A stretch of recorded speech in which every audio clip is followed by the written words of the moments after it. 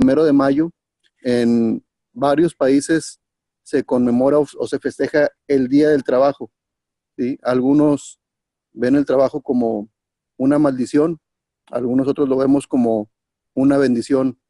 Algunos ven el trabajo como una forma de explotación de las personas, del trabajador. Nosotros lo vemos como parte del capitalismo para todos. Algunos ven el trabajo como una carga. Nosotros lo vemos, nosotros los liberales clásicos vemos el trabajo como una forma de hacer cosas buenas, como una fórmula para hacer el bien y recibir por ese bien, por ese valor, por esa generación de valor, algo a cambio. Entonces, nosotros le damos como liberales clásicos otro significado a este día. Los socialistas lo festejan como un triunfo de el proletario frente a lo que ellos llaman los burgueses, o a los que actualmente se atreven los socialistas a llamar en contra de los capitalistas, como si a veces las corporaciones que existen el día de hoy son capitalistas, cuando en realidad son fruto del mismo socialismo moderno. Nosotros no lo vemos así. Nosotros tenemos ya una estrategia diseñada para devolverle a la ciudadanía la forma de que en realidad el trabajo les rinda. A eso le llamamos la gran devolución, y la gran devolución lo que va a lograr es un capitalismo para todos por medio de las 5 reformas. Pues buen día tengan todos ustedes. El día de hoy va a ser, la tarde y noche de hoy va a ser una tarde muy interesante, porque vamos a hablar de acción política, vamos a hablar de lo que acaba de suceder en España, digamos que un vuelco, un levantamiento de la derecha española, ¿sí? Y aquí vamos a hacer un análisis de lo que está sucediendo hoy día en España. También tenemos como invitado a una persona que nos va a hablar de su candidatura política allá en Chile. Entonces va a estar muy interesante. ¿Por qué? Porque hoy vamos a aprender que parte de la acción política, ya con el camino recorrido que tenemos nosotros con las 5 reformas, con todos los documentos que tenemos, con toda la variedad de marcas que tenemos, marcas políticas, no solamente nos debemos de quedar ahí. Yo aprendí una gran lección de personas que están aquí presentes, como Jorge David Chiapas, como Rodrigo Mora, en donde ellos ya estaban encaminando digamos, su marca personal política, porque no solamente una marca política, no solamente son las 5 reformas, o es el Foro Liberal de América Latina, o es el capitalismo para todos como una oferta, como un producto, o la gran devolución. No, también tenemos que comenzar a desarrollar la marca personal, y no solamente de un solo actor por región o un solo actor por país. Recordemos que uno de nuestros grandes objetivos de los liberales clásicos en América Latina es llegar a nuestros congresos para derogar las leyes malas y para impulsar las 5 reformas. Entonces, para esto tenemos cada uno de nosotros, cada uno de los que tengamos pensado actuar de manera política en nuestras regiones, tenemos que formar nuestra marca personal, y nuestra marca personal va a estar, digamos, asentada en la gran plataforma que son las 5 reformas. Aquí yo aprendí una gran lección, cada quien con su estilo. Jorge David Chiapas en sus redes sociales, escribiendo artículos. Él, digamos que él ya encontró la fórmula para crear su marca personal. El día de hoy, la noche de hoy, o la tarde de hoy, vamos a aprender también cómo se conforma una marca personal en las redes sociales.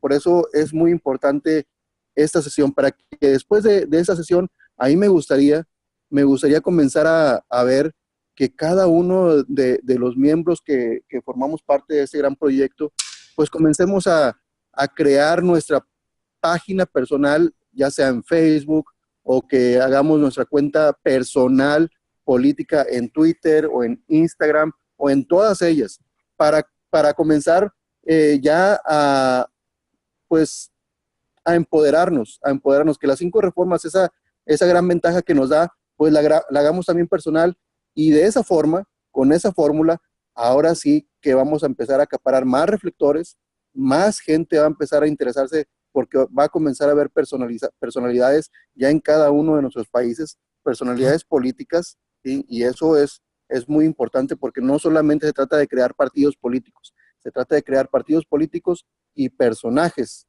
políticos. Entonces, esta tarde va a ser muy interesante.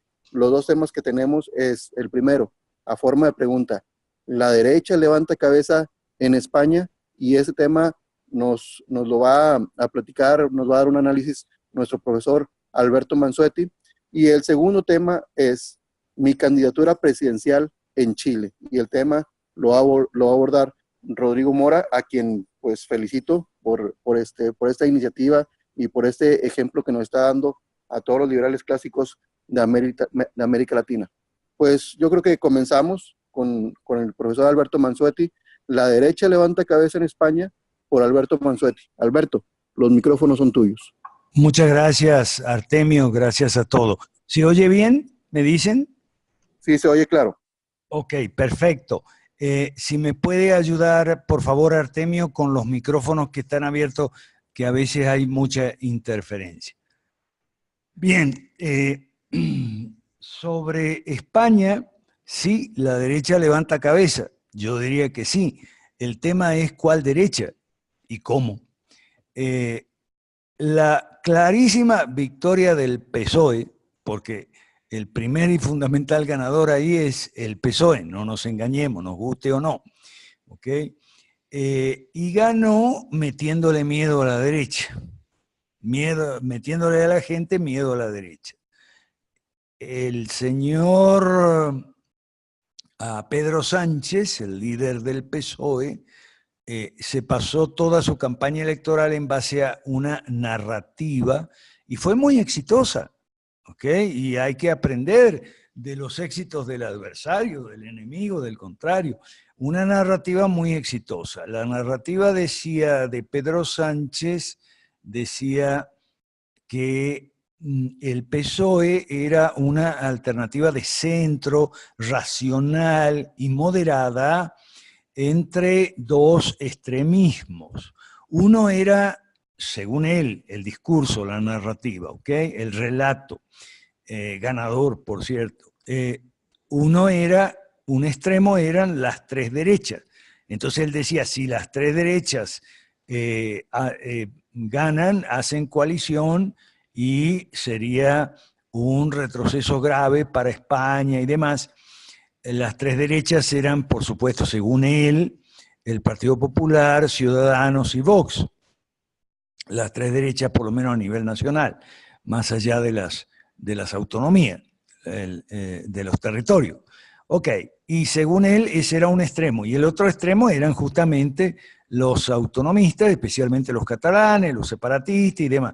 Entonces, no solo se presentó a sí mismo y presentó a su partido, el PSOE, como un centrismo, digamos, moderado, racional, opuesto a la crispación, elementos muy, muy claves, muy decisivos en la narrativa de Pedro Sánchez que conviene examinar, ¿ok? Y bueno, ganó. De la derecha, el Partido Popular, lo que llaman la derechita, hizo una pésima elección, pero era muy previsible. De derecha ya no le queda nada al Partido Popular. El Partido Popular expulsó a Esperanza Aguirre, a todos los liberales que había en el Partido Popular, y Rajoy les dijo, claro, que hagan otro partido. Y bueno, eso fue se metieron en el Partido Vox, que como explica Juan Ramón Rallo, creo yo que con verdad, Vox es una derecha heterogénea. o mejor dicho, una conjunción de derechas heterogéneas. Están los nacionalistas, los españolistas, nostálgicos del franquismo, monárquicos, conservadores, gente provida, etcétera, y también liberales, liberales en economía. ¿Ok? En cuanto a Ciudadanos, hizo una buena elección, a mi juicio, ¿okay? Aunque de derecha no tiene nada, eso es socialdemocracia nomás. Pero bueno, centrémonos en Vox, porque Vox fue, fue otro ganador, pues 24 diputados, de la nada a 24 es un triunfo. ¿Okay? Algunos analistas dicen, y creo yo que con buena grado de verdad, que el Partido Popular perdió votos a favor de Vox, obviamente, y que Vox, si no fuera por Cataluña y si no fuera por los liberales descontentos y conservadores o liberales clásicos descontentos del Partido Popular, Vox no hubiera triunfado, y es verdad. Y otros dicen que y eso por el lado de la derecha. Y por el lado de la izquierda, derecha o pseudo derecha, digamos, por el lado de la izquierda o de la izquierda neta, el PSOE recuperó votos que se habían ido con Podemos gracias a el discurso, la narrativa de las tres derechas, del peligro de las tres derechas, que esgrimió hábilmente el señor Pedro Sánchez. Entonces, de Vox hay que examinar la parte liberal. Yo no me da tiempo de analizarlo ahora, pero les voy a compartir aquí los dos artículos de Juan Ramón Rallo, que creo que son muy buenos, uno de 8 de abril, otro de 12 de abril, anote por ahí, en el Confidencial. El del 8 de abril se llama "Las cuentas de Vox no terminan de cuadrar". Y 4 días después publica, el 12 de abril, otro artículo donde él reconoce que miró mejor las cuentas de Vox y ahora sí cuadraban. Y el título que le dio fue este: Vox, el mejor de los programas económicos. Y es un comentario firmado nada menos que Juan Ramón Rallo, un liberal o libertario incluso, ¿no? Él no es liberal clásico como nosotros, él es libertario, de purísimas credenciales liberales en economía. ¿Okay? Entonces, a ver, en relación con Vox, ¿por qué, según Rallo, las cuentas de Vox no terminaban de cuadrar? Bueno, porque él dice con toda razón, a mi juicio, él dice con toda razón que así como la izquierda muchas veces promete cosas sin decir de dónde va a salir el dinero, promete escuelas y carreteras y hospitales y esto y lo otro, y becas para los estudiantes y créditos para la vivienda y aquí y allá, sin decir de dónde va a salir el dinero. También la derecha hace un fallo parecido, dice Rallo, y es prometer recortar impuestos, suprimir o rebajar impuestos sin decir dónde van a meter la tijera en el gasto público, qué gasto van a cortar. Yo creo que Rallo tiene razón en esa crítica y también tiene razón a veces la izquierda cuando la derecha promete bajar impuestos sin bajar gasto público. La izquierda le encara y le dice, oiga, pero ustedes, bueno, digan a ver dónde van a meter la tijera en el gasto público, si en la educación, o en la salud, o en las pensiones, dónde van a meter la tijera, o en las obras públicas, en fin, si nos van a dejar sin escuela, o con menos escuela, con menos hospitales. O sea, esas son críticas pertinentes, ¿ok? Son críticas pertinentes. Y si nosotros nos oponemos a la histeria anticorrupción, es porque la histeria anticorrupción impide que el debate político en la arena pública, por decirlo así, verse sobre políticas públicas. O sea, la izquierda, ¿cuántos impuestos más nos va a encajar?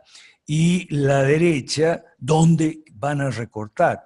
Que ahí falla muchas veces la derecha porque no te dice dónde se va a recortar. Se va a bajar los impuestos y eso tiene que ver con Bolsonaro.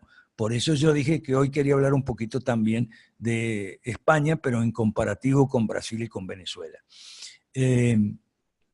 Tiene que ver con Bolsonaro y creo yo que no dicen dónde van a recortar gasto público porque no tienen algo que tenemos nosotros y que es muy valioso y que es la diferencia entre las funciones públicas propias del Estado y las otras funciones atribuidas por la ley arbitrariamente y caprichosamente, irracionalmente y no por la naturaleza de las instituciones públicas o privadas. ¿Okay? Nosotros sí lo tenemos. Y nosotros lo tenemos porque tenemos una claridad conceptual que no tiene ni Vox, ni Bolsonaro, ni mucho menos la oposición en Venezuela o el gobierno argentino. ¿Okay? Nosotros tenemos claridad conceptual en cuanto a que el Estado tiene solo 3 funciones propias: seguridad, justicia e infraestructura. Muchos libertarios, con cierta parte de razón, a mi modo de ver, muchos libertarios enfatizan el tema de la propiedad privada. Los libertarios dicen, ok, esa tríada lockeana de vida, libertad y propiedad, ok, se puede reducir en cierto modo a la propiedad, ok. Ok, déjame las preguntas para luego, Manuel Figueroa, porque no quiero interrumpir el hilo. Esas se pueden reducir a la propiedad privada, se puede centrar, como muchos libertarios lo hacen hasta cierto punto, la clave en la propiedad privada, porque dice, después de todo, la libertad, ¿qué es? Es la facultad de disponer libérrimamente de la propiedad de uno. Cada uno en la propiedad de uno es libre de hacer lo que quiera y eso es libertad. Entonces, en cierto modo, los libertarios que reducen o simplifican o sintetizan o resumen el ideario, digamos, liberal en la propiedad privada, tienen razón. Lo que sucede es que si tú tienes con la propiedad privada es que requiere justamente ahí la seguridad, la justicia y la infraestructura. Porque tú eres propietario de una finca, como le explicaba hace poquito a un argentino, a un amigo argentino. Tú eres propietario de una finca. La finca queda un poco lejos, ¿ok? Bueno, tú necesitas del Estado 3 cosas. Necesitas seguridad para que la finca no sea invadida. Eso incluye justicia, porque si te la invaden, entonces puedes solicitar judicialmente un desalojo.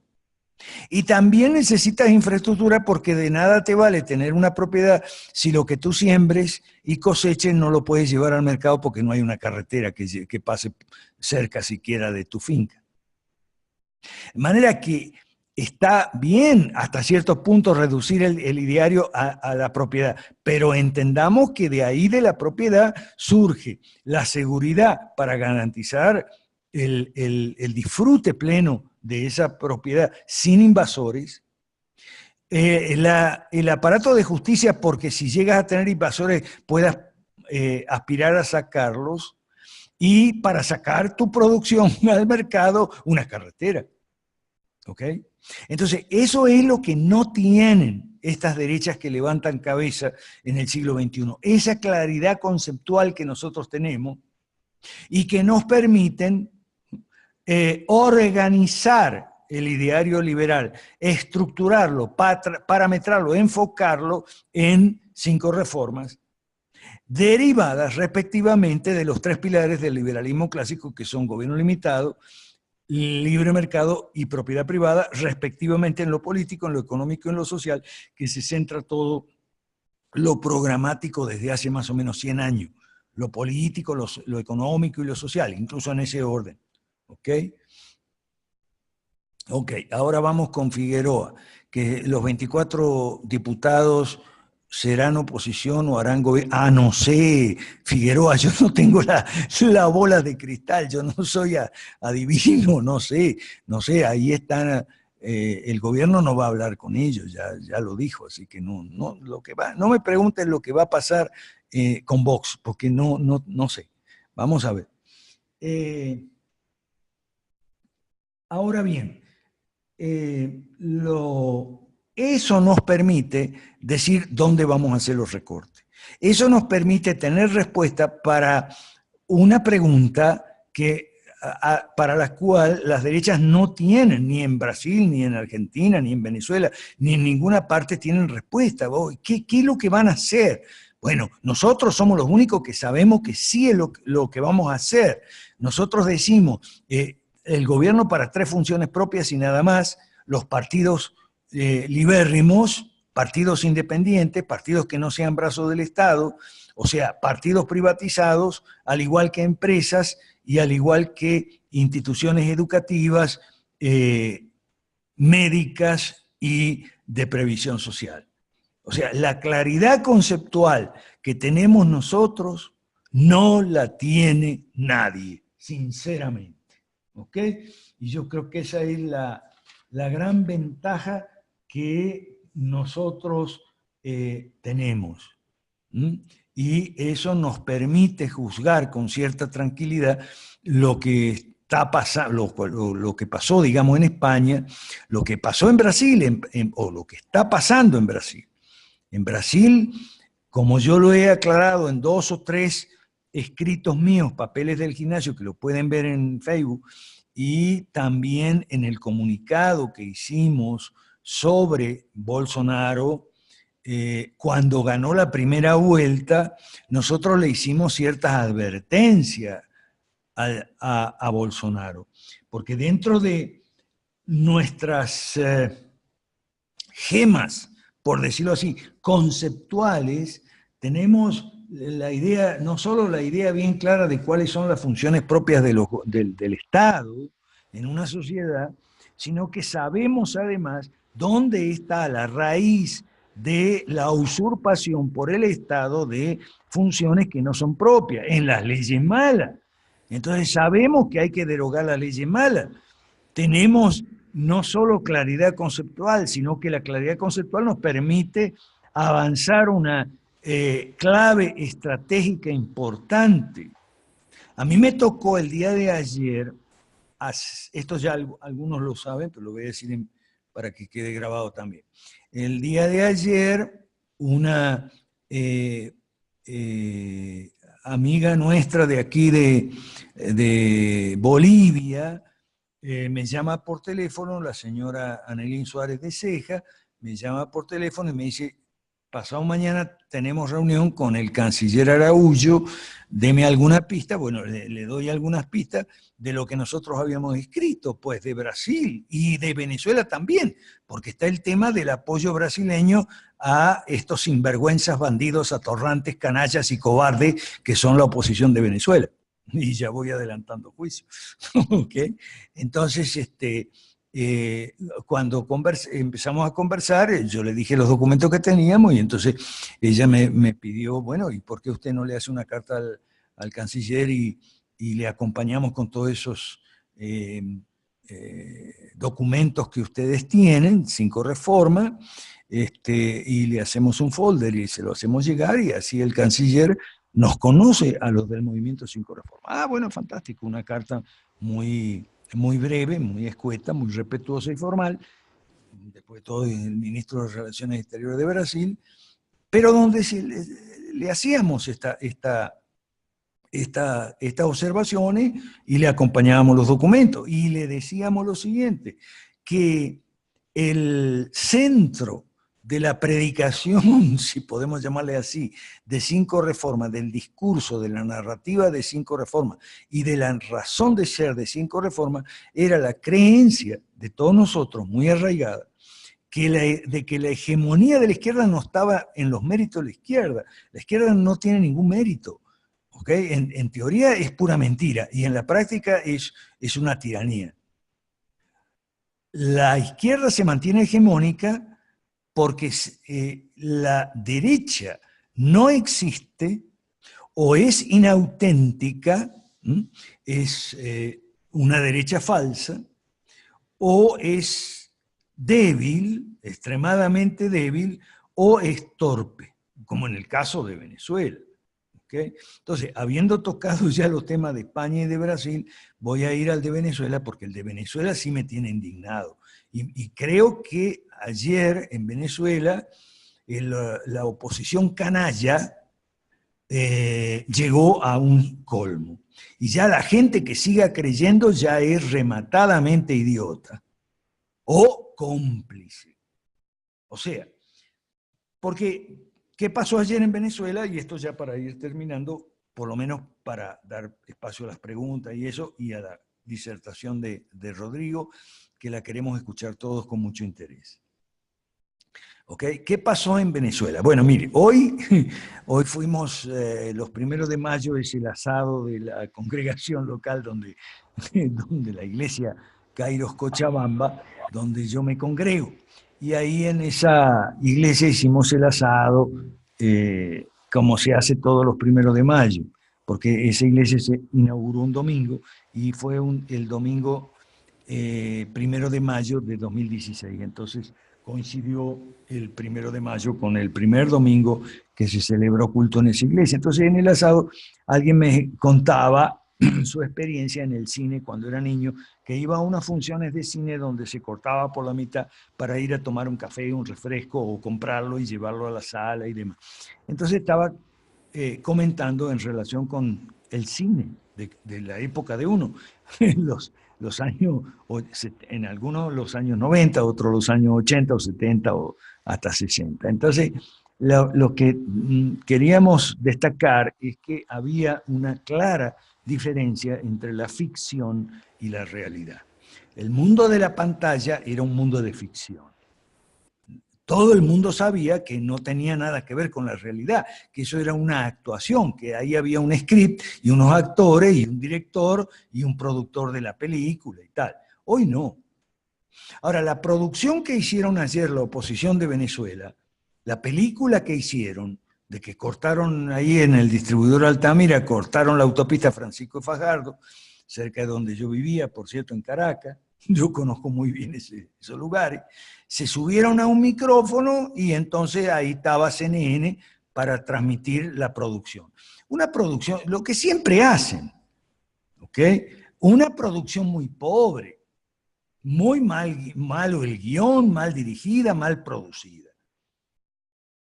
Ahora, entonces, el que siga creyendo ya es por rematadamente idiota, ¿ok? Ya no tiene perdón de Dios. Entonces, y ya para terminar y abrir el micrófono, si hay preguntas y eso, no sé si ahora, a lo mejor sí. Lo que sucede es que cuando pasamos del siglo XX al XXI, en la década de los 90, última década del siglo pasado, sucedieron muchas cosas, la caída del bloque soviético y demás, que le abrieron la puerta al siglo XXI y es un cuadro extremadamente diferente. En primer lugar, ya no es el mundo bipolar, ¿ok?, de la Guerra Fría, o sea, el que nació en la segunda posguerra con las bombas atómicas de Hiroshima y Nagasaki. Es otro mundo, es un mundo multipolar, ¿ok? Y es un mundo que además de ser multipolar, en Estados Unidos tenemos una degradación notable en las instituciones. O sea, lo que pasa en Venezuela es porque los productores de la película son los señores Bolton, Pence, Pompeo, Marco Rubio, que son malos directamente, muy malos, muy torpes. Especialmente ese gordo Pompeo. Yo no entiendo cómo un gordo tan bestia, tan animal, fue director de la CIA y ahora es el jefe del Departamento de Estado. Eso significa que la CIA y el Departamento de Estado como instituciones están total y absolutamente degradadas. Es decir, Maduro tiene razón en muchas cosas, y una de las cosas es que es una falta de seriedad venir y decir, ah, no, pero es que a Maduro lo iba a traicionar el general Hernández Fala y el general Padrino, y entonces los llamó Putin. Por favor, qué falta de seriedad. O sea, una producción muy pobre, pobre de libreto, pobre de actuación, pobre de dirección. El problema es que en Washington están los productores y le dan aliento, le dan dinero y le dan cobertura con CNN y tal y qué sé yo, y todas las repetidoras de CNN. Y el problema, como habíamos comentado mucho con Jorge Chapas, es también que los políticos no estamos ya al frente de la política. El señor Donald Trump no es un político. El señor Donald Trump viene de un mundo donde él dirigía un programa de televisión que se llamaba El Aprendiz. O sea, estamos en el mundo de la televisión, entendamos. En Ucrania se acaba de elegir como presidente al señor Volodymyr Zelensky porque él interpretó el papel de presidente en una serie televisiva que se llamaba Servidor Público. ¿Okay? Ya va, Figueroa, ya va, un momento. Volodymyr Zelensky ahora es presidente de Ucrania y eso es gravísimo, gravísimo para el equilibrio de poder mundial, ¿okay? Porque Ucrania tiene un serio problema con Rusia por Crimea, que es un problema multicentenario, es un problema. La primera guerra de Crimea fue en la década de 1850 y el problema además es religioso. Hay un cisma ahora que recuerda el cisma del año 1054 dentro de la Iglesia Ortodoxa porque el problema con Crimea porque Crimea es una población que no es ucraniana en su mayoría, sino rusa. Por eso Rusia reclama Crimea como propia. Entonces, eso no es para que un comediante lo resuelva. Ahí tenemos un comediante de jefe de Estado, de gobierno en Ucrania, de la misma manera que tenemos un actor de telenovelas como primer ministro en Perú y tenemos un presidente comediante también en Guatemala. Entonces, hay que entender un poco que los comediantes y la gente de la farándula tiende a confundir la realidad con la ficción, tiende a instalar ficciones mediáticas y en eso Maduro tiene razón. Solo que los que empezaron eso fueron la izquierda, porque yo me recuerdo cómo empezó la izquierda en Venezuela con una novela que se llamaba Por estas calles, y justamente ayer vi al protagonista de esas novelas, el señor Franklin Virgo, sale por televisión a quejarse. Ah, sí, ahora se queja, pero los que instalaron la mala costumbre de hacer ficciones mediáticas y querer pretender hacerlas pasar por realidad fueron los de izquierda. Además, si tú ves eso está en CNN, pero también está en Telesur. En Telesur han instalado la ficción mediática de que los gobiernos, los pueblos de Bolivia, de Nicaragua, de Venezuela y Cuba apoyan firmemente a sus gobiernos y tal por los grandes beneficios del socialismo, lo cual es una ficción mediática. Pero los de CNN también instalan ficciones mediáticas, como por ejemplo ayer la caída de Maduro. Eso fue una ficción mediática. Bueno, voy a dejar aquí y abrir los micrófonos y que dirija, por favor. La otra pregunta, Figueroa, a ver, ¿qué dice Figueroa? Que va a si familia ganara, no sé, pero es que yo tengo un problemita con la gente ahí, Manuel Figueroa, de familia. Dice, si ganara 24 de 160, ¿por qué no vamos paso por paso, Manuel Figueroa? ¿Por qué no esperamos a tener más avanzado? ¿Y por qué tenemos que plantearnos preguntas tan hipotéticas para una respuestas tan especulativas? Eso es lo que yo, sinceramente, Manuel Figueroa, no sugiero. No sugiero preguntas demasiado hipotéticas para unas respuestas demasiado especulativas. Aquí me dice Manuel Figueroa que si tenemos 24 diputados, pero por favor, Manuel Figueroa, o sea, vamos paso por paso, por favor, sin prisa pero sin pausa. Gracias. Adelante, Artemio, dale con los micrófonos por si hay preguntas o dudas o cuestiones o observaciones o cuestionamientos. Adelante. Muchas gracias, Alberto, por resolver el tema de esa forma tan ilustrativa y con ese análisis que te caracteriza. Pues yo lo que veo, y como lo hemos visto, y tú de que empezaste con el tema de la derecha levanta cabeza, pues hemos venido observando que más que, al menos personalmente, más que una derecha que levanta cabeza, es una derecha pues que sí sale otra vez a los reflectores, una derecha que empieza a ver, a no tenerle miedo a los temas económicos, pero más interesante es una ciudadanía que estaba esperando a una derecha y pues tal vez va a seguir esperando a una derecha, porque estas derechas están muy flacas. Entonces, es cierto, yo estuve viendo las 100 propuestas del partido Vox, propuestas muy, como decimos acá en México, de chile, de dulce y de manteca, los tamales o las hallacas de Venezuela. Son 100 propuestas muy desarticuladas, muy con un poquito, o no un poquito, un mucho de nacionalismo español, un poco de socialdemocracia y un cucharazo ahí de temas económicos.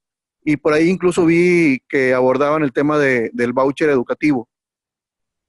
Pero la realidad es que son 100 propuestas que parece así como que un brochazo de pintor de brocha gorda. No estoy hablando de un pintor artista, sino de un pintor de brocha gorda, nada más un brochazo. O sea, no hay un orden, no hay un porqué, no hay una base, pero lo que sí veo es, bueno, pues salen esas derechas y vemos una ciudadanía hambrienta y hastiada de tanto socialismo o de tantos partidos políticos que prometen y no dicen de dónde van a sacar dinero para esas promesas, y luego después, ya cuando salen el poder, pues resulta que es por medio de los impuestos y aumentan los impuestos. Pero bueno, aquí estamos nosotros para hacer esos análisis pertinentes de esas derechas, de hacerles recomendaciones, de hacerles llegar nuestros documentos para ver si por ahí nos podemos inmiscuir, nos podemos colar y podemos hacer algo. Pero bueno, gracias, Alberto, por tu análisis. Los micrófonos están abiertos para cualquier pregunta que ustedes crean pertinente hacer. Adelante. Adelante. Profesor, muy buenas noches. Jorge Chapas desde Guatemala. Saludos, Jorge. Gracias, profe. Un comentario y una pregunta. La pregunta primero, ¿cuál sería un concepto de multipolaridad? No sé si llamarle multipolaridad geopolítica o ¿cuál sería la definición de ese concepto, profe? Muy simple, muy cortito. Es pasar de la época de la Guerra Fría, donde estaba el bloque soviético y los no alineados que estaban alineados con el bloque soviético, por un lado, y por otro lado, Estados Unidos y Europa, la Alianza Atlántica y demás, girando alrededor de las especiales relaciones entre Estados Unidos e Inglaterra, y los aliados de Occidente, por otro lado. Pasar de esa época a una época como la de ahora, donde los que mandan en el mundo ya no son los Estados Unidos solamente, sino también Rusia, también China, también Irán. ¿Okay? Acuérdate que el mundo anterior empezó con las bombas atómicas de Hiroshima y Nagasaki y empezó con los avionazos en el World Trade Center. O sea, son armas, guerras y situaciones de política internacional completamente diferentes. ¿Okay? de un mundo bipolar a un mundo multipolar, por esencia, por definición, mucho más peligroso, más incierto, inseguro e inestable. Por ejemplo, Claro. yo tiemblo de miedo cuando veo que en Ucrania se ha elegido a un comediante de presidente, porque es muy peligroso. Sí, exacto, tienes razón. Y en cuanto a Brasil, fíjate lo siguiente, lo que acaba de decir Artemio tiene razón. Artemio coincide con Rayo. De hecho, Artemio, en el segundo de los artículos de Rayo, donde él es muy laudatorio con las propuestas económicas de Vox y también el voucher educativo, él menciona de las 100 propuestas cuáles son las que a él le parecen muy buenas, pero es como tú dices, son muy desarticuladas, ¿ok? Y algo similar pasa en Brasil. ¿Qué es lo que yo le planteé a esta chica, a Anelín, para que le hable al canciller, y se lo puse en la carta también? Y que en Brasil el problema es que no han tenido tiempo de cimentar una fusión, un fusionismo sólido. No han tenido tiempo, en especialmente los militares, de aprender liberalismo. Y no lo digo por el general Mourão. El general Mourão sabe liberalismo, pero los demás militares parece que no. Los cristianos de aprender marxismo, marxismo clásico, cultural, no. Todavía siguen el esquema ese que está equivocado de la nueva izquierda. No es nueva. ¿Ok? Para nada nueva. Es continuación de la anterior. Es viejísima. Así que basta, por favor, discúlpenme, del libro negro de la nueva izquierda. No es nueva. Y si usted no entiende la continuidad entre lo que parece nuevo, pero es viejísimo, y lo anterior, lo del siglo anterior, el marxismo clásico, el marxismo económico y educativo, no va a saber dónde está parado. Y los economistas, por supuesto, no van a saber nada de política. O sea, se juntan las cuatro ignorancias. Los militares que no saben liberalismo, los cristianos que no saben marxismo, los economistas que no saben política, y todos esos tres actores, que son los principales actores de la alianza electoral que le dio el triunfo a Bolsonaro, ¿ok? No saben de leyes, no saben de parlamento, no saben del famoso pacto social que yo describo en mi libro Las leyes malas, ¿ok? Inventado por los ingleses, los laboristas y los conservadores, ¿ok? Y bueno, Arlington pone aquí que Latinoamérica termina siendo el patio trasero del mundo. Es que no, digamos, yo no usaría esa expresión de patio trasero, que es una expresión muy desafortunada, mal entendida, mal usada. Creo que el profesor Rodríguez Brown lo explicó, no, Olavo creo, no me acuerdo cuál de los dos, pero lo explicó muy bien. Yo diría que Latinoamérica no va a salir de abajo.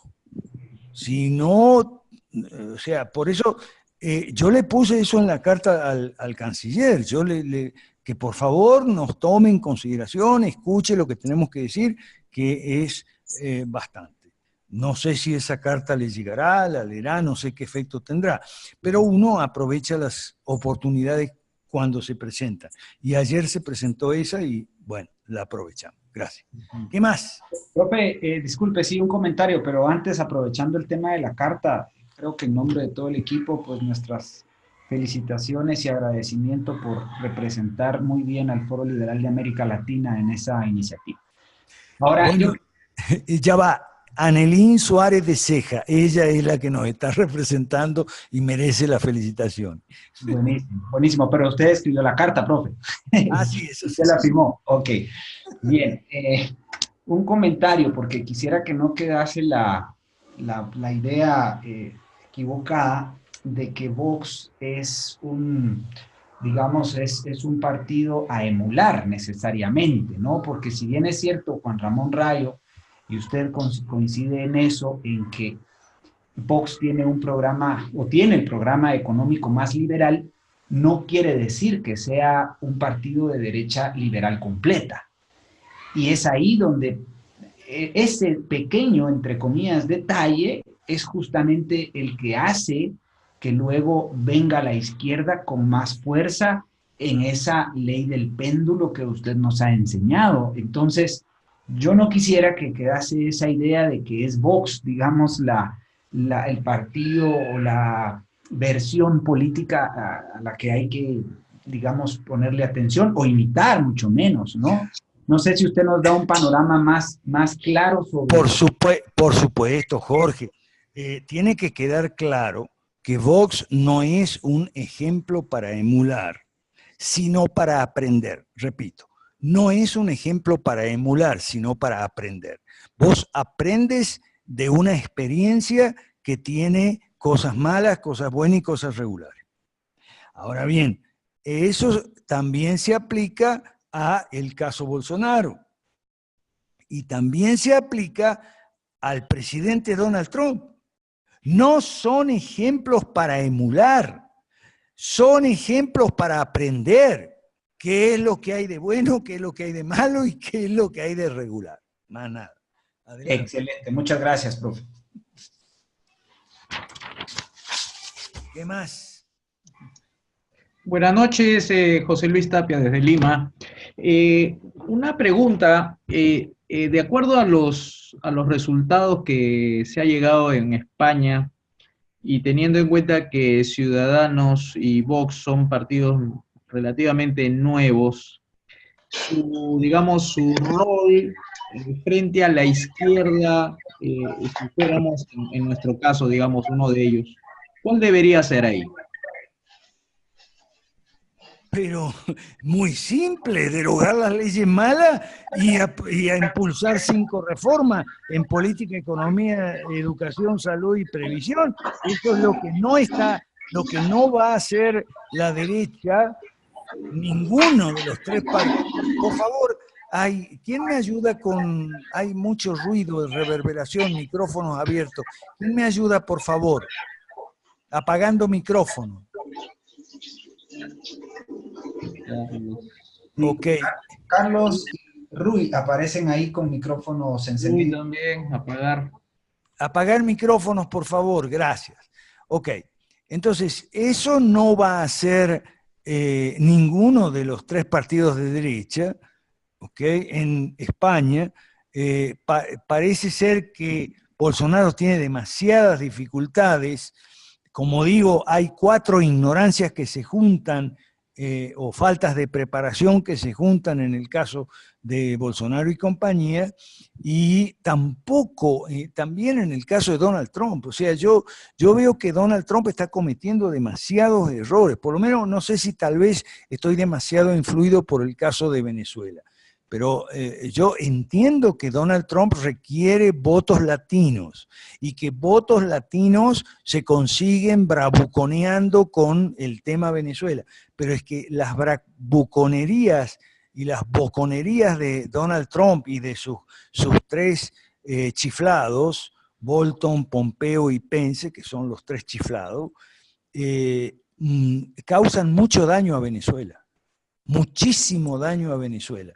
Yo lo que quisiera es, bueno, yo el viernes empiezo con Ecuador, un grupo que va a hacer capacitación, y el 3 de este viernes, ¿no? El viernes que viene, y la siguiente semana con otro de Perú que va a hacer capacitación también. Yo espero que podamos entender lo que pasa en Venezuela, porque la gente está muy confundida y toma la ficción por realidad. No se dan cuenta que es para salir en la foto Guaidó con López y unos sargentitos y tenientitos que habían llevado engañado. Yo lamentablemente tengo que decirlo, yo tuve que ver Telesur para ver qué es lo que estaba pasando en serio, para no tragarme el montaje, la película, la ficción mediática de CNN, por favor,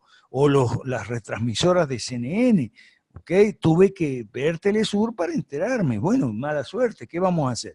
Estamos así, recordemos que estamos entre 2 fuegos aquí en América Latina, entre el Foro de Sao Paulo, que busca recuperarse, y Internacional Socialista, Comité Latinoamericano, que es el que juntó las 50 firmas de los 50 presidentes socialdemócratas o primeros ministros socialdemócratas, o simplemente desubicados, recién venidos a la política, gente que no tiene experiencia política, y firmó un reconocimiento a Guaidó. Yo sinceramente le creo a Pablo Iglesias cuando Pablo Iglesias dijo que Pedro Sánchez en privado le había reconocido que había sido un error reconocer a Guaidó.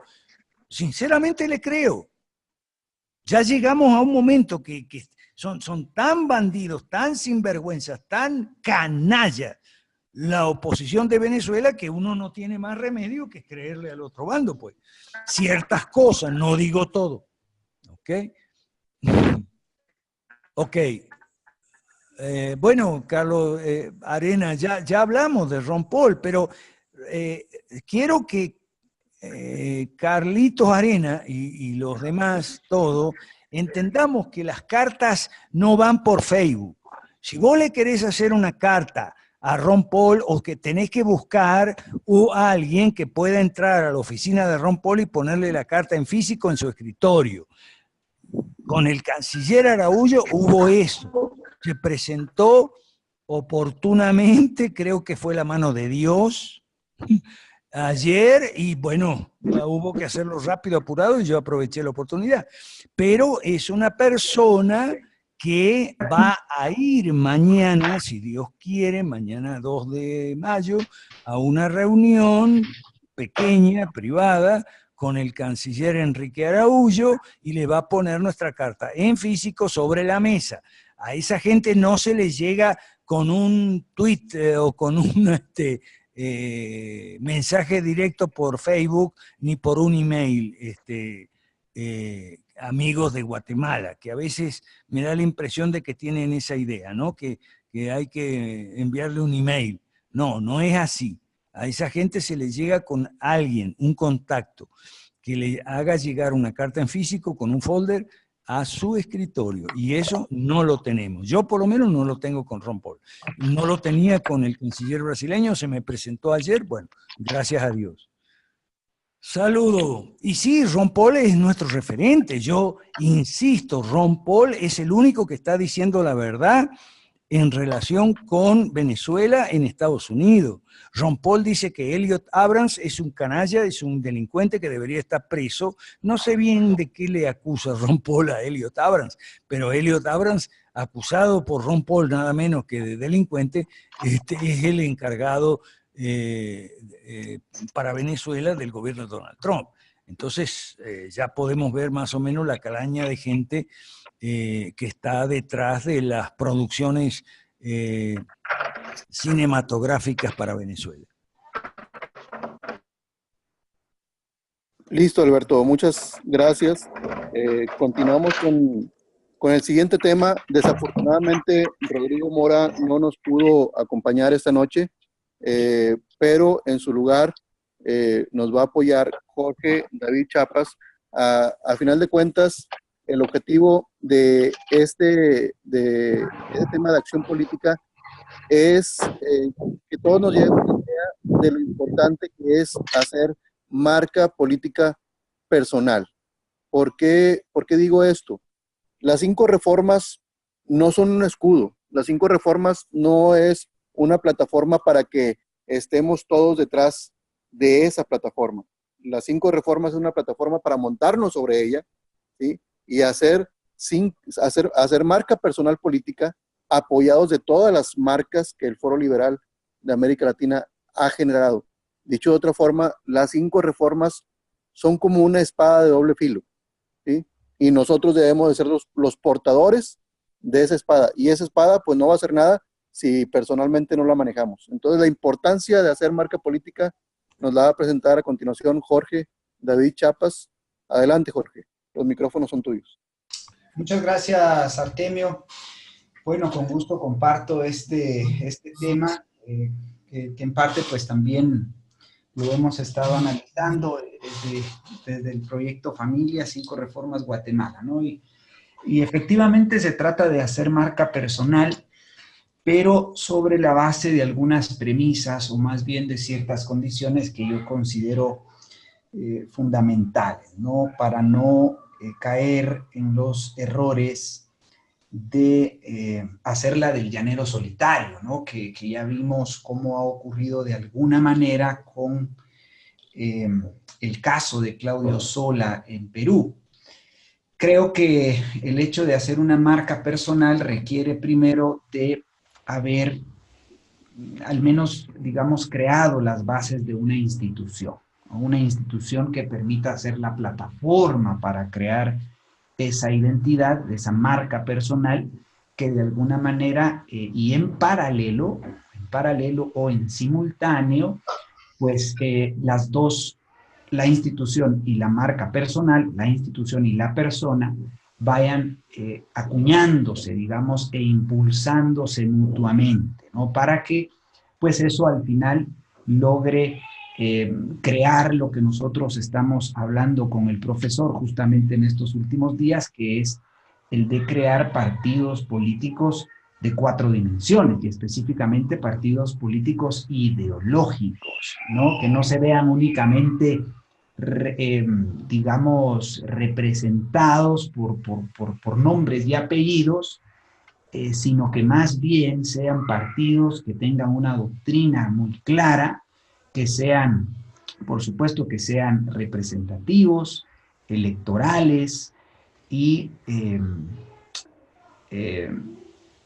doctrinarios, ideológicos, representativos, electorales, yo olvidé la otra, profe, perdón. Programáticos. Programáticos, exactamente. Entonces, pues la idea es dar forma a este tipo de partidos políticos y pues obviamente al final del día, pues la gente vota por personas, ¿no? Vota por las caras y vota porque esas caras, pues de alguna manera inspiran confianza, ¿no? E inspiran solidez, consistencia, congruencia, inspiran pues obviamente una representatividad o representación de ideas, ¿no? Que al final deben conjugarse en ese programa político que estamos nosotros proponiendo a la ciudadanía. Entonces, pues construir esa marca personal, pues se puede hacer de diferentes maneras, ¿no? Creo que las redes sociales hoy permiten de alguna manera ir construyendo esa marca personal, pero no es la única manera, ¿no? Por ejemplo, alguien me decía, bueno, escribir un libro, ¿no? Yo por ahí, con el profe lo hemos comentado también, en mi caso, pues yo tengo el interés de escribir un libro y digamos, ese primer intento, ese primer esfuerzo, bregaría eventualmente sobre temas de ambientalismo de propiedad privada, que es mi expertise técnico, ¿no? Y obviamente también, pues, vendría a complementarse con algunas de nuestras ideas en el ámbito político, pero digamos, un libro podría ser una forma de posicionamiento, ¿no? Una forma en la que uno pueda venderse a título personal y de alguna manera en las redes sociales y cuando se tenga la oportunidad de pronunciarse mediáticamente, pues definitivamente hacer alusión, ¿no?, a la plataforma institucional para no despegar la marca personal del partido político, ¿no? Entonces creo yo que esa es la manera en la que nosotros, los liberales clásicos 5 reformistas, debiésemos de pensar en construir marcas personales, ¿no? Siempre sobre la base de cierta plataforma institucional que nos permita estar anclados a una visión institucional y eso pues conduzca a ambos, digamos, a ambos marcas, ¿no? La conduzca hacia el momento en el que el ciudadano se enfrente a una papeleta y tenga que ver un logotipo de una institución, pero también una cara y un nombre, y lo logre asociar, ¿no? Eso nos permitiría, pues, ganar votos y finalmente ganar los escaños que necesitamos en los congresos, en los parlamentos, para iniciar nuestro proyecto de la gran devolución, ¿no? Entonces, eso es en términos generales lo que yo podría compartir.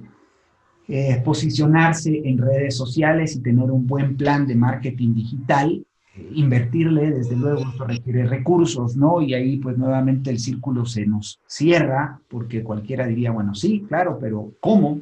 Desde luego que habrá que tener algunos recursos económicos, o muchos, que mejor.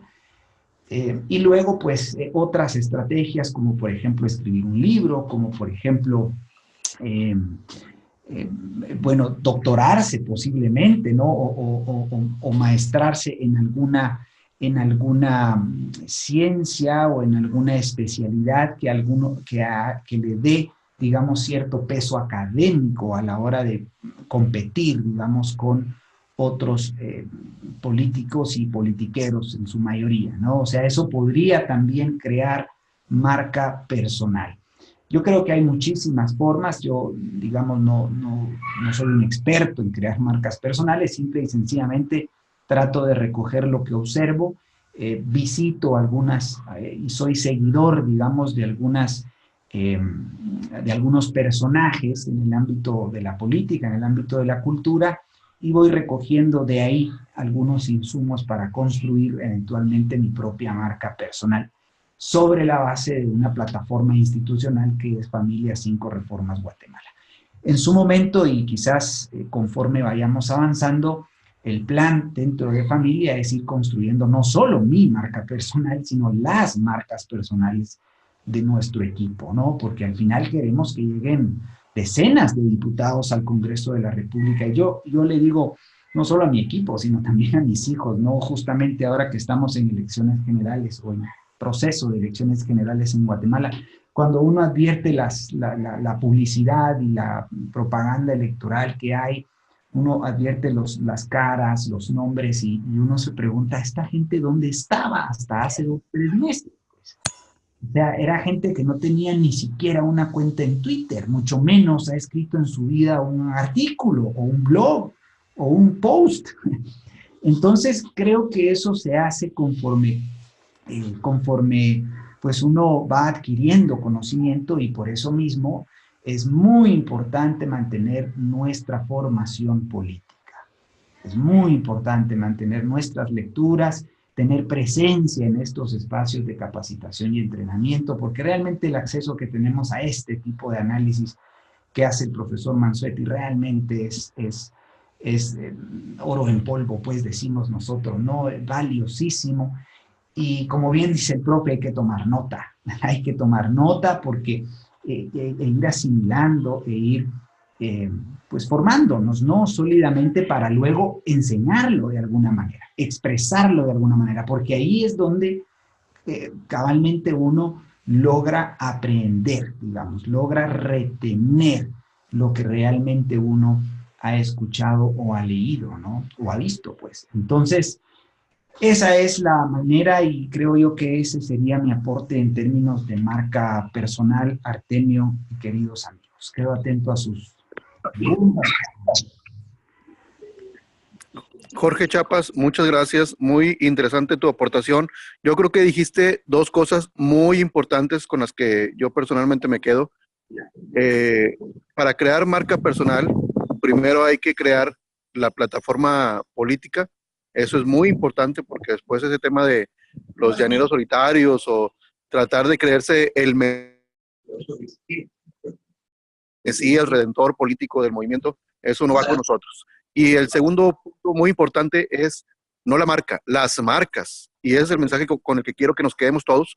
La idea es que todos hagamos nuestra marca personal, porque todos queremos llegar al Congreso para derogar las leyes malas y para impulsar las 5 reformas. No es el tema de uno, no es el tema de estamos esperando el Mesías liberal clásico que nos lleve a todos. No, todos debemos de crear nuestra marca personal, y esos son los 2 puntos principales con los que yo personalmente me quedo. Los micrófonos están abiertos por si alguien quiere comentar algo más adelante.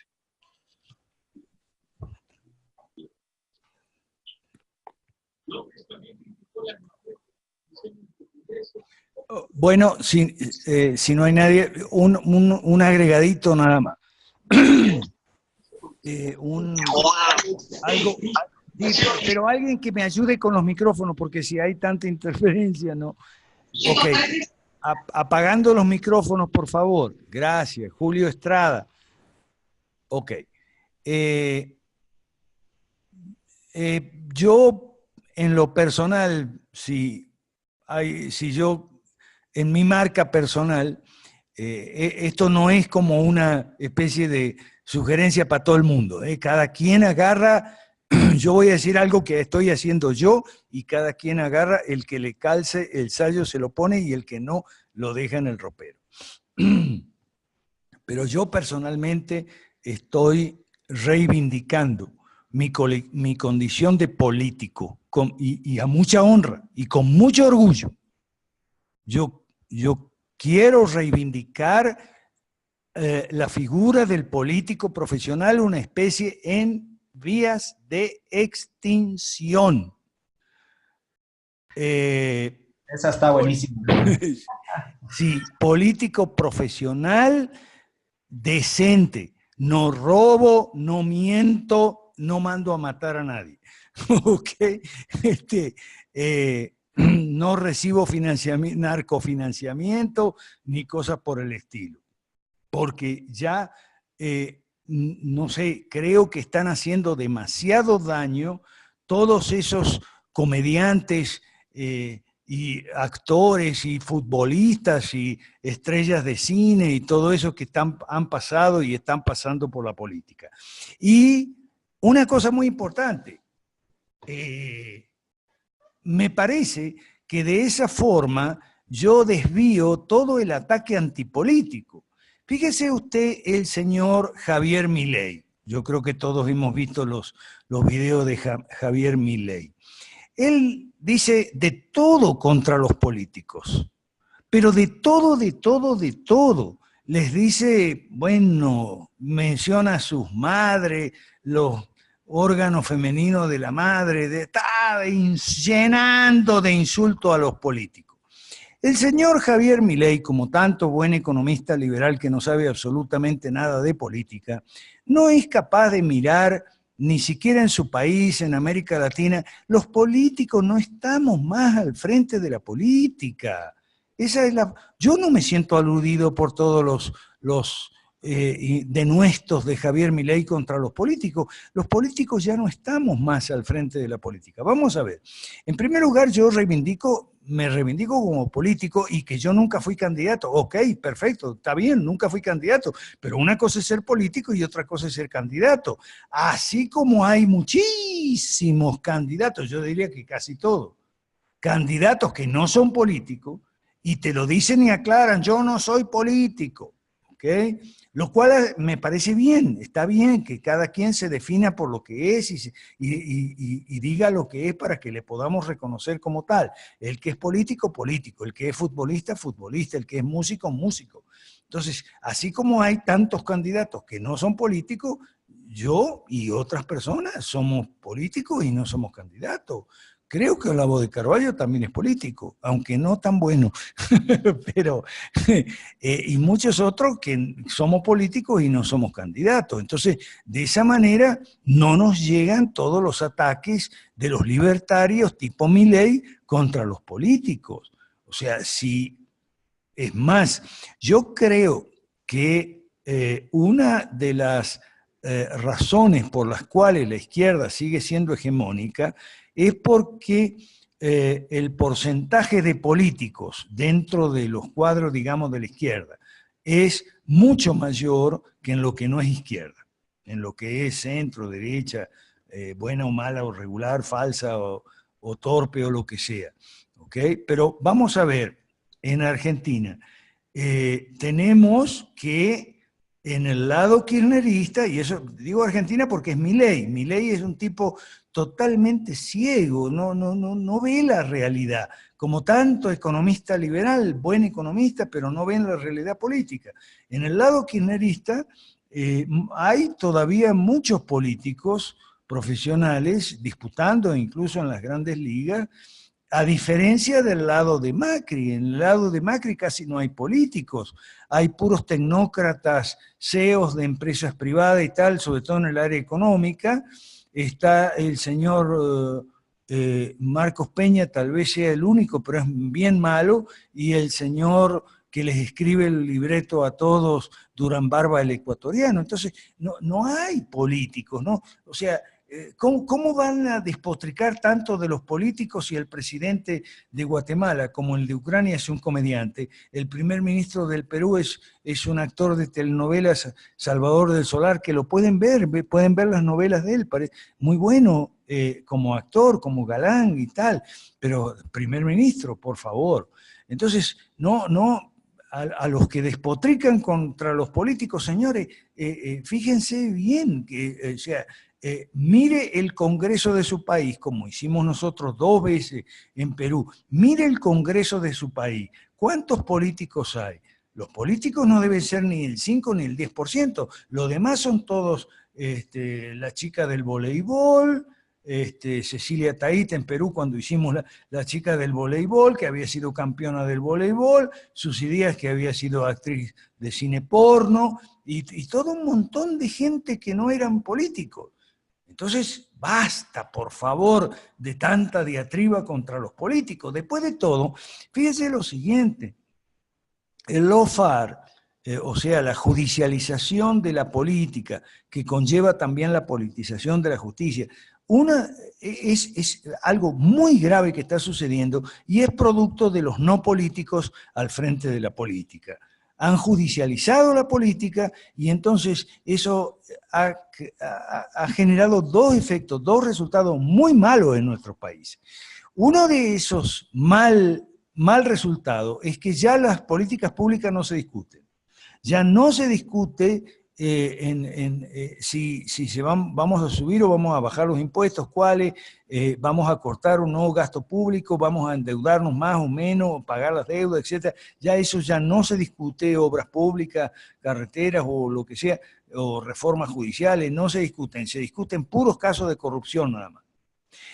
Eso en primer lugar, eso es muy malo porque se evita la discusión, se pospone, se posterga indefinidamente la discusión sobre asuntos públicos. Todo se queda en un tema de tal o cual corrupción. Y lo otro es el clima de odio, retaliaciones, encrespamiento, irracionalidad y grieta, como se llama en Argentina, al odio, porque entonces este detalle es importante. El adversario político ya no es un tipo que ofrece políticas públicas distintas que las tuyas y mucho peores y perjudiciales para la nación y tal. Ya es un delincuente. Entonces, con un delincuente no hay ninguna posibilidad de negociar. Con un delincuente el que negocia es un traidor o es cómplice. A un delincuente hay que perseguirlo, no hay que decirle, mira, cuando tú dejes de ser gobierno vas a ser oposición. No, hay que decirle, cuando tú dejes de ser gobierno vas a ir a la cárcel. Y eso ha generado, por favor, Marta Barrios, el micrófono, por favor. Gracias. Marta Barrios, por favor, el micrófono. Artemio, ¿le puedes apagar el micrófono, por favor? Perdón. Lo apaga y ya. Ok. Bien, gracias. Entonces, eso genera un clima de retaliaciones, linchamientos mediáticos, acusaciones sin prueba, justicia supeditada y manipulada. Eso genera que los gobernantes se tiendan a entronizar. Aquí en Bolivia, el Evo Morales lo hizo, porque, o sea, nosotros aquí estamos haciendo en la academia el recuento de la izquierda cuando llegan al poder, hace más 10 años o más, llegan al poder montados en el caballito de batalla de la izquierda anticorrupción. ¿Ok? Entonces, Marta Barrios, la pantalla, por favor. ¿Me oyen? Porque perdí pantalla. Marta Barrios. Sí, la escuchamos, solo Marta está compartiendo pantalla, pero... Ok. Pero bueno, entonces, lo que quería decir es lo siguiente. Montados en el caballito de la histeria anticorrupción y prometiendo juicios para los presidentes neoliberales, Llegaron al poder Chávez en el 98, Toledo en 2001, Lula en 2002, Kirchner en 2003, Tabaré en 2004, Evo en 2005, Correa y Ortega en 2006 y Lugo en 2008 en Paraguay. Entonces, ahí yo veo la justicia de Dios en este mundo y en esta vida. O sea, los monstruos que ellos crearon ahora les saltan a la yugular y los están ahogando. Pero los que crearon la judicialización de la política fueron ellos, los de la izquierda. Y ahora se quejan porque ahora sus enemigos le dan a probar cucharadas y dosis masivas de su propia medicina. ¿Okay? Entonces, es importante que tengamos presente eso porque a mí a veces me dicen, no, pero que vos estás muy obsesionado con la histeria anticorrupción. Y sí, porque es algo muy malo que la izquierda inició hace más de 10 años y va a ser un terrible problema ha creado un terrible problema de venganzas, retaliaciones, encrespaciones negativas a negociar, ya no se puede ni conversar los partidos como antes conversaban los políticos profesionales de estos partidos de 4 dimensiones. No, ahora no, porque ahora es proceso judicial previo linchamiento mediático con acusaciones sin pruebas o con dudosísimas pruebas y exilio. Aquí más de la mitad de la oposición en Bolivia está exiliada. Entonces, ¿por qué el Evo no quiere salirse? Y porque tiene miedo de que cuando vuelvan del exilio, entonces le hagan lo mismo a él. O sea, el que a hierro mata no puede morir a sombrerazo. Así decimos en Venezuela. El que a hierro mata, a hierro muere. Y la política en América Latina está demasiado envenenada con la histeria anticorrupción y sus 3 hijas malcriadas, la antipolítica, la partidofobia y la aversión a la democracia. Demasiado envenenada, embarrada, y la gente está confundida. La gente no quiere oír ni hablar de política porque, no, yo no me voy a pelear con mi familia y ese tipo de cosas. Entonces, eso tenemos que... ¿Por qué insisto yo siempre en eso? Y bueno, porque tenemos que tomarlo en cuenta a la hora de entender cómo vamos a crecer, por qué no crecemos, cuáles son los obstáculos, cuáles son los inconvenientes y cómo deberíamos hacer para superarlos a fin de lograr ese crecimiento. Gracias. Gracias, Alberto. Tenemos oportunidad de un par de colaboraciones más. Adelante, los micrófonos siguen abiertos.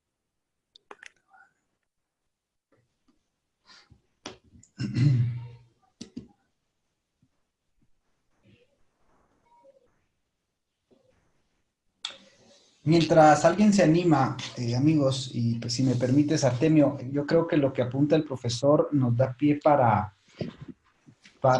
pensar en que, bueno, esa marca personal, ¿qué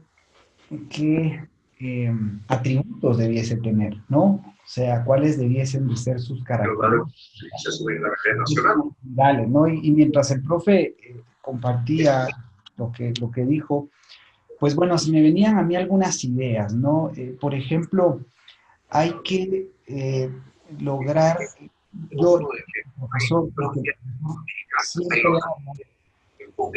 sí, Patentes Marca, no sé quién es Patentes Marca, pero tiene el micrófono abierto, que lo cierre por favor, si no, no se puede escuchar a Jorge. De acuerdo, gracias.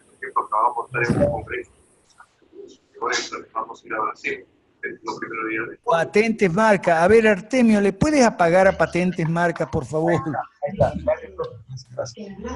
Bien, siempre hablar en primera persona del plural, ¿no?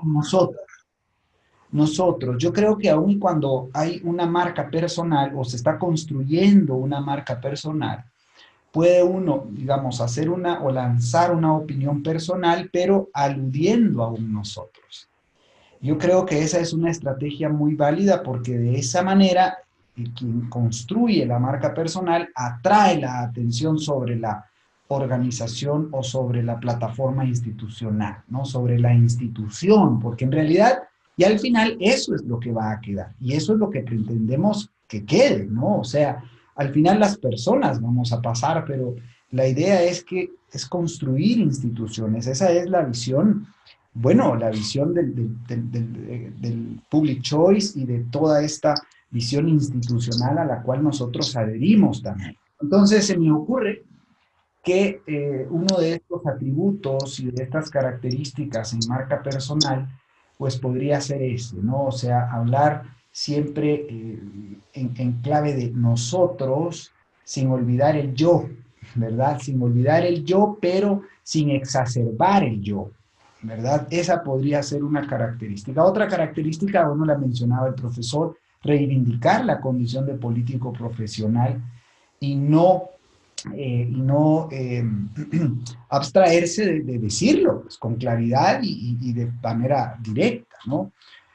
Siempre cuidar que no hayan ataques ad hominem, ¿verdad? Cuidar eso, ¿no? O sea, que realmente el cuestionamiento vaya a las políticas públicas, vaya a las ideas, vaya a las propuestas y siempre guardar el respeto por las personas. Creo yo que eso nos hace políticos profesionales, ¿no? Y no politiqueros. Los politiqueros generalmente ofenden, y ya lo decía el profesor también, ¿no? Tenemos el claro ejemplo de Javier Milei, y quizás puede ser muy bueno en términos económicos, pero su forma de expresarse no es correcta, no es la de un político de altura a la que aspiramos nosotros, ¿no?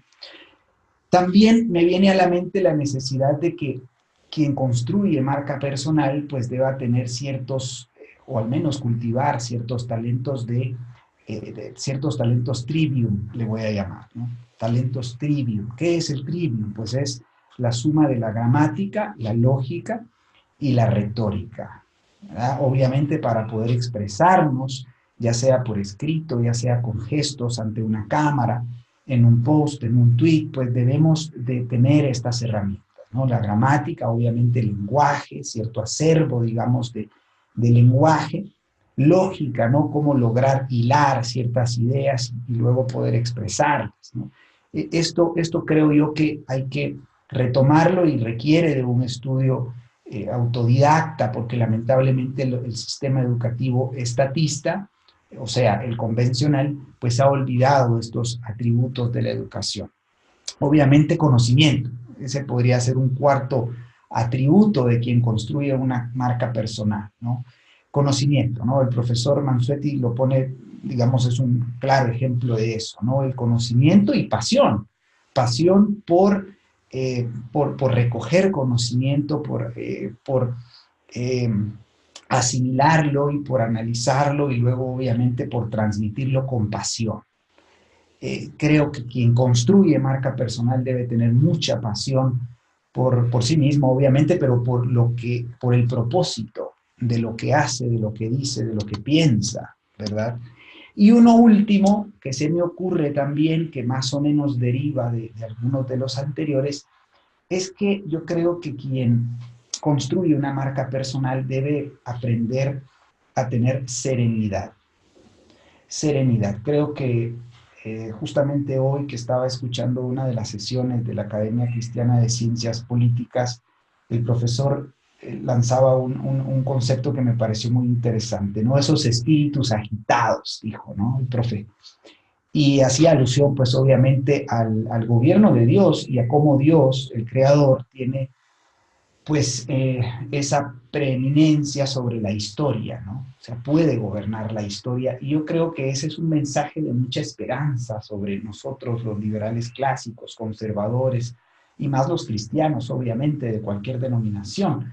Creo que tenemos que aprender a mantener la serenidad en cualquier condición, ¿no? Y eso requiere aprender a conocerse uno mismo y obviamente ponerse a prueba, ¿no? No sabe uno cómo va a reaccionar ante una entrevista donde a uno le pudiesen cuestionar y lo pudiesen encontrar con alguna, digamos, alguna escasez de conocimiento, pero si uno guarda la serenidad, si uno se muestra tranquilo y digamos, con una postura, digamos, de respeto y encara la situación, pues creo que nos hace realmente diferentes, ¿no? Los socialistas son espíritus agitados, son gente que se ofusca rápidamente, que se enciende, que se agita, y creo que hay que aprender a ser serenos, ¿verdad?, a la hora de transmitir nuestras marcas personales. Así que, bueno, son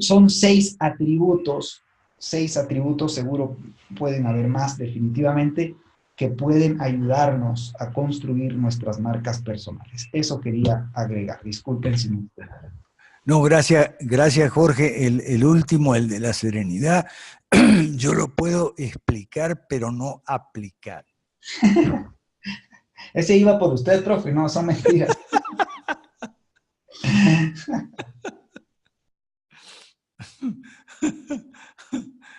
O por lo menos no lo puedo aplicar siempre. Bueno, no, y eso no quiere decir que no transmitamos nuestras ideas con efusividad, ¿no? Porque creo yo que es también propio de un político hablar con fuerza, ¿no? Y eventualmente, bueno, a mí me gusta, por ejemplo, a veces cómo lo expresa el mismo Neri Rosales en el equipo, ¿no? Neri es de las personas que a veces somatan la mesa, y hace ¡pum!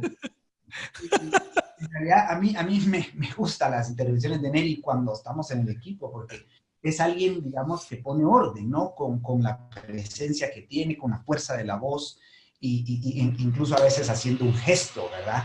Entonces creo que son cosas, obviamente, que le van ayudando a uno a construir esa marca personal. Insisto, no solo tiene que ver con la expresión oral, sino también tiene que ver con la expresión escrita, con los gestos, ¿verdad?, que uno puede tener en una conversación.